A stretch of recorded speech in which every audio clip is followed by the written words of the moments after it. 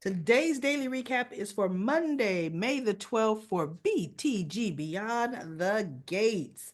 Listen, before I get into that, I want to let all of you, even my Beyond the Gates followers, comment corners, subscribers, this Monday, this Saturday, May the 17th, 2025, 5 p.m. Pacific time, which is 7 p.m. Eastern time, which is 7 p.m. Central time, which is 8 p.m. Eastern time, live on YouTube. Now we will be talking about General Hospital. General Hospital. So please mark your calendars. Just come on in because I know a large number of you beyond the gate subscribers and viewers also watch General Hospital and are subscribed to that channel and comment all the time. So I want to see you over there on the live stream. Let's talk about what's going on General Hospital. But let's dive right into Beyond the Gates.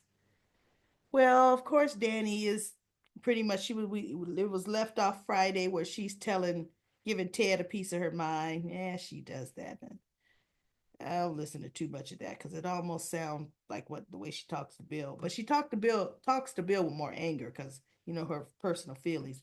But she was just letting Ted know, you're worse because Nicole has been nothing but loving to you. She built her thriving practice and had dinner on the table every night. Ted goes, I know. She goes, and for you to just hurt my sister that way. He goes, we were going through a rough patch. She says, her miscarriages, while she was trying to get pregnant with another form for you? Another child for you? And he goes, I know, I was wrong. And, whatever. And so Danny says whatever she has to say. And then he's like, Danny, you said your piece, you could leave. So he opens the door for her to go, and there's Anita standing in the doorway. She coming to give him a piece of her mind. Now I'm thinking, look, why wasn't it Vernon? You would think the patriarch of the family would have been there, ready to kick Ted's behind, right? But no, sending the women in to do the fighting. Oh, Anita lays into him. What a disappointment he turned out to be. And he says, and then look, she goes, why you here holed up in your hotel room versus trying to repair the damage you've done. And so he says, she said, because your mistress was running amok. He goes, what are you talking about? Oh, Daddy goes, she showed up at our house. Mom and Dad's house last night with a DNA test. A paternity test, proving that you're the father. And so, Anita says her other choice words, but if you're any kind of man, you would try to fix what you broke. She almost was telling him, you better go back after Nicole or do what's right, because let's face it, bottom line, it was 20 years ago, you know. So anyway, they leave and it shows Leslie slash Dana really, Dana Leslie. She's talking to Nicole. And oh, I just wanted to apologize. I never meant to hurt you. You're good. You're kind to people. And you understand you could read people. It was really about that. I never meant to hurt you. Nicole looked at her. She said, cut the crocodile tears crap. Ain't nobody buying this. Everything about what you did was meant to hurt me publicly. She said, because you could have sent a text, you could have emailed, you could have talked to me privately or Ted privately and did your reveal. She says, no, you did it on one of the most special nights to me. And you did it to hurt me. Do you know that chick Leslie slash Dana did a complete civil act? I swear to God, her head spent around 360 degrees. She looked at Nicole and said, all right, yeah, you're right. You got hurt. But I was really after, I mean, drop the whimpering voice and yeah, okay. She goes, all right, yeah, I meant to hurt you. But she didn't say I meant to hurt you. She said, I meant to humiliate Ted in the best fashion, the worst possible way, because of the way he treated me. She goes, you were just there. And so Nicole said, oh, mm-hmm. She goes, good, at least now, see, this is you. This is the real you. She said, you didn't care that Ted was a married man. She goes, what, you thought he loved you? She goes, you? And she actually put some insult in there that I didn't quite get. I don't remember because Leslie looked at her like, how dare you try to insult me? She said, but you see how he never left his wife and his family. Not for you. And so she goes, yeah, but the way that he treated me and my child, she goes, no, no, he knew nothing about your child. She says, and speaking of your child, kind of woman weaponizes their child like that? She goes, oh no, your actions speak for exactly the kind of vile person you are. Nicole looked at her. She goes, now get out of my house. And Leslie just looks at her. She goes, before I go here, she goes, what is this? She goes, it's proof. Because everybody at the country club was saying, oh, she's lying. She's a liar. So Nicole looks at the paperwork.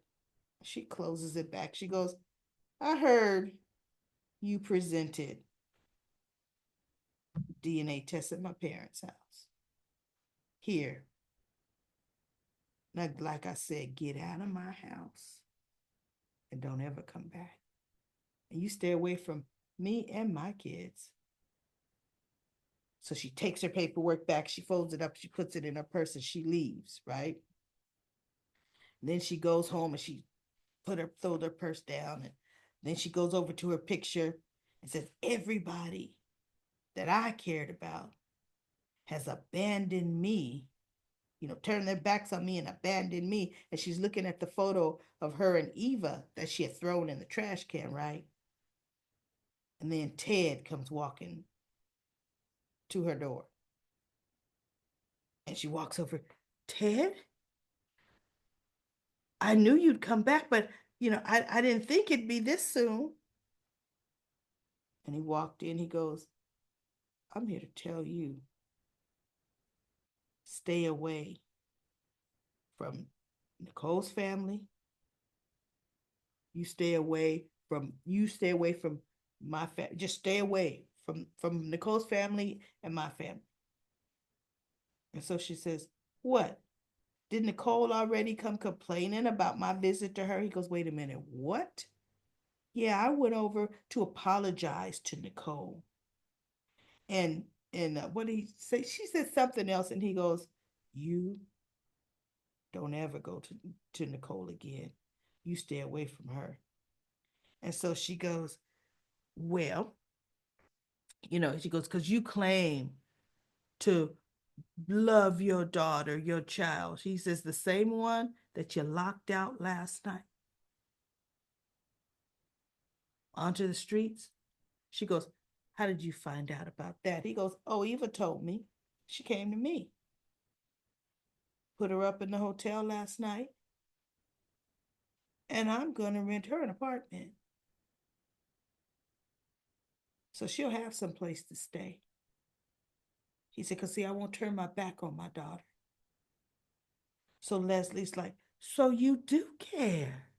And she gets all close to him. And I thought, okay, Ted, I blame you for this now. You let this chick get close all in your face, the way they do on soap operas.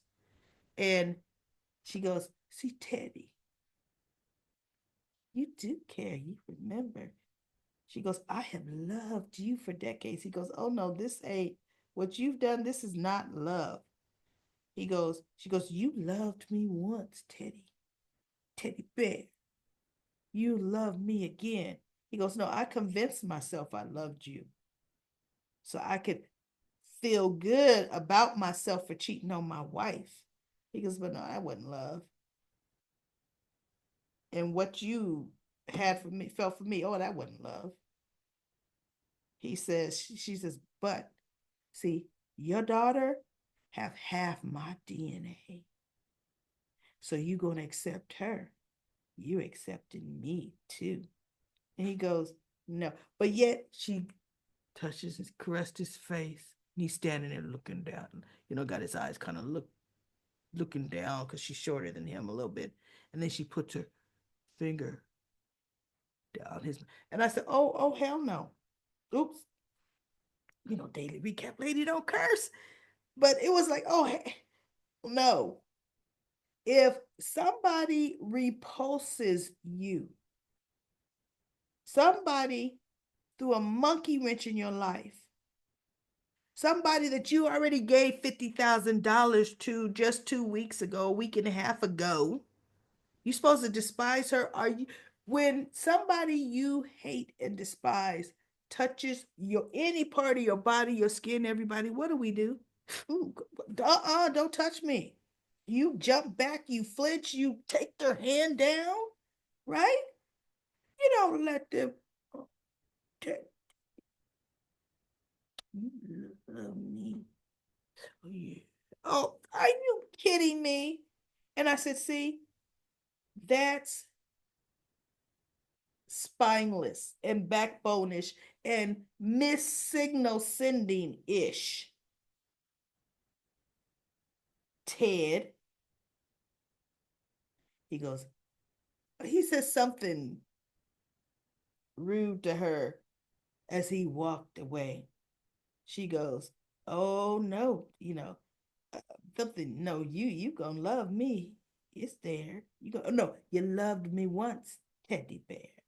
You can love me again. Ooh. So he walks out and she cheesing like, oh, I'm getting him. Oh, yeah. And she like leans on her couch saying, oh, you'll be back, teddy bear. And part of me is saying, yeah, because you know what? He didn't flinch when she touched him. That was a telltale thing. He didn't flinch. So she knew she had an in. If he would have been repulsed by her touch, she would have known and felt the rejection from his body. Ted didn't do that. Ugh. Right? So we get Kat and Martin talking at Uptown. Kat finally came back. And then she's telling them about Tomas talking to Eva, you know, and consoling her. And so Martin says, yeah, but that could have actually been pretty innocent. What happened when you gave him a piece of your mind? She goes, I walked out so I wouldn't cause a scene in here. And now I'm back that I'm more calmed down and neither one of them are here, whatever. Right? So Martin is saying it looks like she is our sibling. She goes, matter of fact, you two could be twins. And she goes, don't ever say that, in the same sitting as me, because he's saying you guys are born so close. You guys could be sis twins. And I'm thinking, see how they threw that out there? I'm thinking there is going to be a twist. Leslie definitely knew the fraternity clinic. Leslie knew a lot. And somehow she disguised this, even though she'll look jack nothing like Nicole. But she could have paid, well, she didn't have money, but she could have had a friend that worked at that clinic. And had them put an egg into her. They always make the impossible happen on soaps. I think the impossible's come out and gonna come out that was a already fertilized egg that Dana had implanted. So she's probably not gonna be biologically related to Eva. The paternity test was only again for Ted, right? And Eva. So anyway, we'll they were gonna get to that. And then they had Joey talking to Vanessa, trying to proposition Vanessa. I'm telling everybody, I fast forwarded them because it bored me. Show Doug at the hospital talking to Shanice, and Shanice is saying something's different about you. Your focus is off. I've been watching you for years at this hospital, and something has changed. So of course, Joey has to turn back up at the back room. And Randy's like, what you doing here, man? And he goes, am not focusing right. People are starting to notice it. I just need to play a couple of hands to clear my head. And see, since Joey wasn't there, Randy's like, no, you don't. It's not going to clear your head. You're supposed to be walking away. You're supposed to be giving up gambling. Then do that, man. Walk away. So Doug pretended like he was listening to Randy. And he goes, okay, you're right. So he walks out. And then Randy's getting ready to go to the main casino room. Doug sneaks back in, throws some hundreds down on the table and tells the dealer, deal me in. He's going to lose it all. Whatever, Doug. Now, before Doug got there, Eva was at the table playing, which was interesting. How did she find the back room? Me and Nicole, they don't just let anybody in them private games. But okay, Eva made it in there and was winning too. So Mona went into the back room to ask Randy a question. He was trying to say, oh, we got special games back here.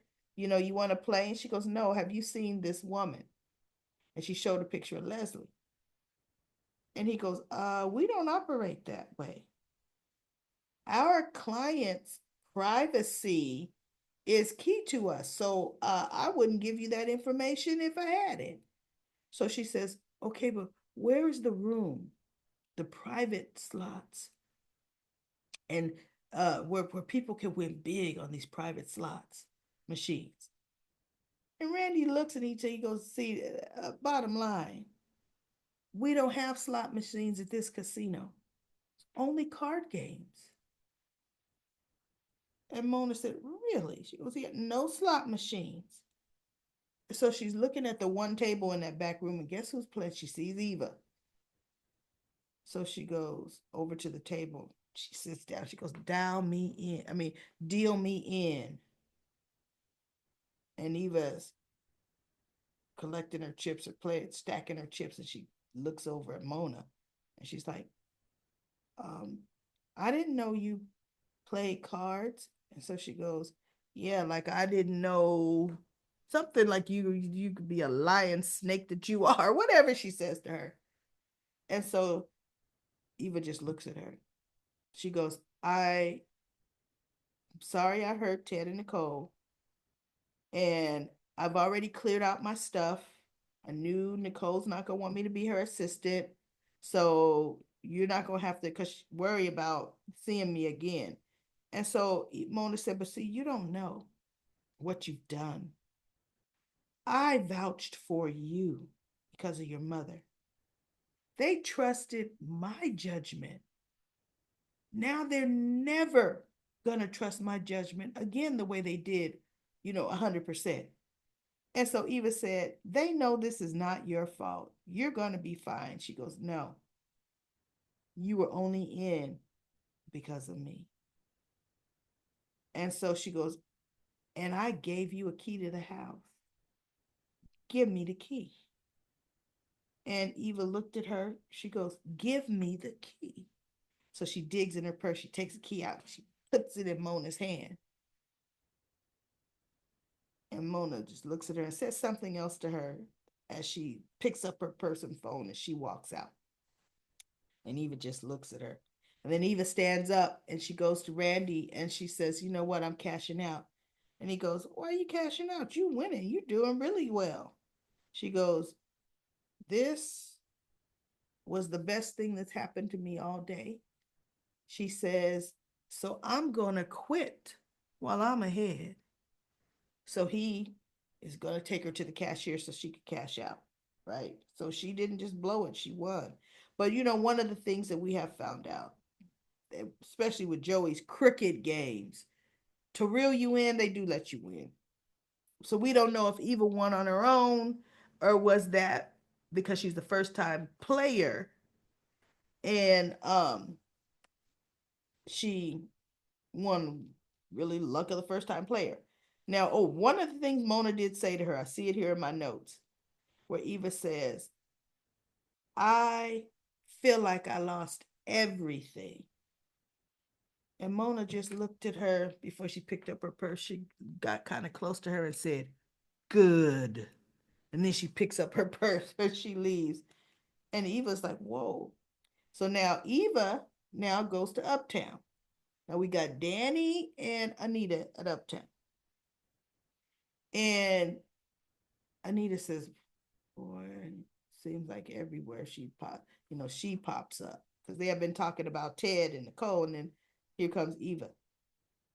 So Danny looked and she goes, she goes, "I got an idea.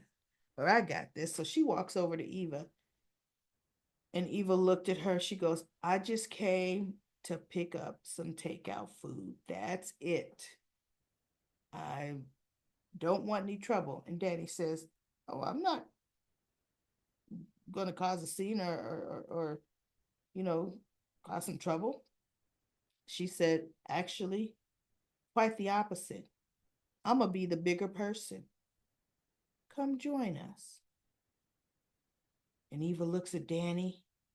She kind of looks at Anita, and I'm thinking, girl, don't go over there. But she does, right? And she sits down. And Anita was pretty much, letting her know that they understand this was her mother's doing, that, she kind of groomed her all her life to think a certain way. She says, I oversee a number of charities that help troubled girls like yourself and provide resources. And so Eva said, like, "I ain't troubled." But she didn't say I'm not troubled. But she goes, "Oh, I'm going to get a job soon." Nicole said I was the best assistant she ever had. Well, that wasn't true.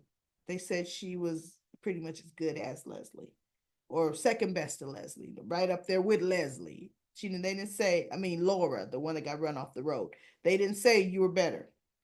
So she goes, "I'll find something, I'll land something soon." And so Danny said, "Well," she looked at her mother. She said, Ted is giving her a place to stay. He rented a room for, because Ted told Danny that when she was there. He rented the room for her last night, and he's going to rent an apartment. Or he paid for a room last night. He's going to rent her an apartment." And so Anita said, "Good, he's stepping up. You are his child." Okay. So I'm happy he's not abandoning you. And Eva just looked like, so then Anita puts her hand across the table and she holds Eva's hand. And she was saying that, a lot of this I do understand was your demented mother. It was her doing. She said, "But you infiltrated my daughter's home and you helped orchestrate that whole farce of an event that devastated my daughter." And then she pulls her hand away from Eva's back to her side of the table.